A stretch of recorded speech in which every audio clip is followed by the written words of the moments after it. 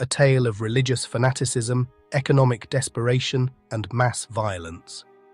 A story that shows how divine visions can hide human greed and how holy crusades can turn into genocide.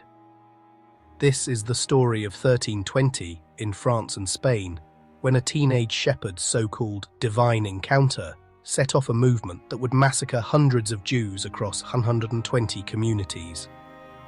One of the most devastating pogroms in medieval Europe, June 1320. Across France, hunger turns to anger. Maps mark villages as rumours spread like sparks on dry parchment. Embers drift while a movement quietly gathers. It begins in June 1320, in Normandy. The land is scarred by famine and hardship. The Great Famine of 1315 to 1317 has left villages starving. The fields are bare. Families huddle in cold huts, and the poor are at their breaking point. In their desperation, people look for someone to blame, and then a teenage shepherd appears. His name is lost to history, but his story is not. He claims the Holy Spirit visited him and gave him a divine mission to lead a crusade against the Moors in Spain. The message spreads fast, giving purpose to people who feel abandoned, people who need to believe their suffering has meaning. He tells them that God has chosen them, the poorest, the forgotten, to fight for him. A bell tolls over the market. A barefoot messenger reads a promise of holy justice. Parchment is nailed to a timber post as the crowd holds its breath. They call themselves the pastoureaux, the shepherds. They're not knights or nobles. They're peasants, labourers, the urban poor men, women, even children. People with nothing to lose and everything to gain from overturning the order that's failed them. Who joins? The smith at his forge, the washerwoman at the river, a street boy with a staff, an old man in shadow, ordinary lives pulled into zeal. At the time, King Philip V of France is struggling to keep the kingdom stable. The famine has wrecked the economy. War and disease have drained resources. And worse, the king's financial policies have turned the people against both the crown and the Jews. His father, Philip the Fair, had expelled all Jews in 1306 to cancel debts and seize their property. But now, Philip V, desperate for money, allows Jews to return and to collect the debts they were owed. That decision lights the fuse. The poor, crushed under debt and famine, now see Jewish lenders backed by royal protection. To them, it feels like betrayal. And when the teenage shepherd preaches divine justice, people are ready to follow him. At first, the pastoureaux say they're fighting corruption against greedy priests and royal officials. But as the movement grows, their targets shift. Soon, their rage turns toward Jewish communities easy to find, easy to blame, and completely defenseless. In June 1320, the shepherds march toward Paris. Their numbers grow with every town they pass. These are not trained crusaders. They're mobs driven by desperation and belief. When they reach Paris, they expect the king to bless their crusade. Instead, Philip V refuses to see them. They storm the Grand Châtelet, Paris's main prison, and free its inmates, a direct attack on royal justice. They've become an armed rebellion claiming divine authority. With Paris closed to them, they turn south, and their journey becomes a trail of death. At Saintes, they massacre the first Jewish community, men, women, children all murdered. Synagogues burned, homes looted, centuries of life erased in hours. The same scene repeats in town after town. Verdun-sur-Garonne, Cahors, Albi, Toulouse, the list grows, the horror spreads. They claim they're doing God's work, but their actions reveal the truth. It's greed and hatred. Every massacre ends with looting. Gold, goods, sacred scrolls all stolen. The poor are promised divine reward, but what they take is human blood and treasure.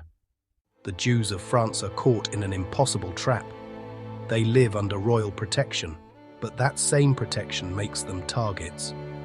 They have no armies, no allies, no escape. Local authorities either join the mobs or look the other way. By the time the Pastoureaux reach Toulouse on June 12th, their reputation for slaughter is well known. Thousands of armed fanatics march into the city. The Jewish quarter has nowhere to run. The walls that once kept out foreign enemies cannot keep out neighbors who now want their blood. The movement that began with a vision of holiness has become a crusade of murder. When word reaches Pope John XXIII in Avignon, he orders the movement to stop. But his words mean nothing to men who think they speak for God. The Pastoureaux push toward Spain, confident that no king can stop them. But across the border, in Aragon, King James II is waiting. He has seen the devastation in France and refuses to allow it in his kingdom. He orders his nobles to protect every Jewish community under his rule.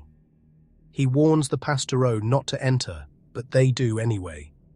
Their first test comes at the fortress of Montclou, where Jewish families have taken refuge under royal protection. The fortress is strong, the soldiers loyal. The shepherds attack anyway. The defenders fight bravely, but they're overwhelmed.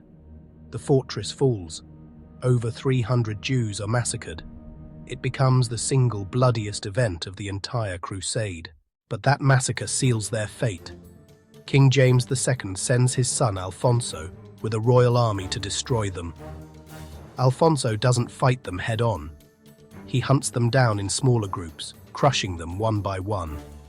The same fanatics who murdered the helpless now face trained soldiers, and they fall quickly.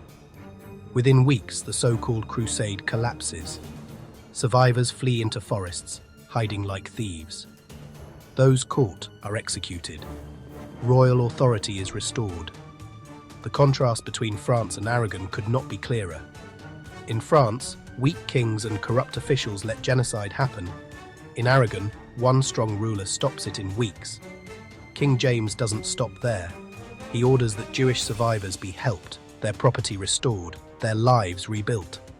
In France, nothing like that happens. There, the massacres are treated as unfortunate but unavoidable. In Aragon, they are treated as crimes.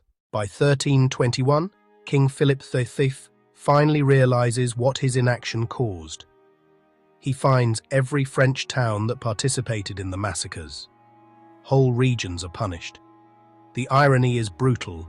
The same people who killed their Jewish neighbors to escape their debts now find themselves paying even more to the crown. Riots break out. Chroniclers later invent the story of a cowherds' crusade to cover up what really happened: mass revolts against royal punishment for genocide.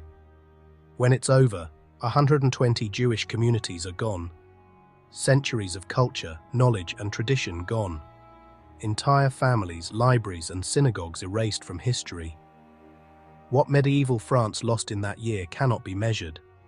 It wasn't just human life, it was the destruction of a civilization within a civilization. The teenage shepherd who started it all vanishes from history, his name forgotten. But his legacy, the trail of burned synagogues and silent towns, remains. The Shepherds Crusade of 1320 shows how famine, fear, and faith can twist together into madness. How ordinary people, believing they serve God, can become instruments of evil. It's a story not just of medieval hatred, but of how societies collapse when greed wears the mask of holiness. In 1320, faith was twisted into violence. Remember the victims.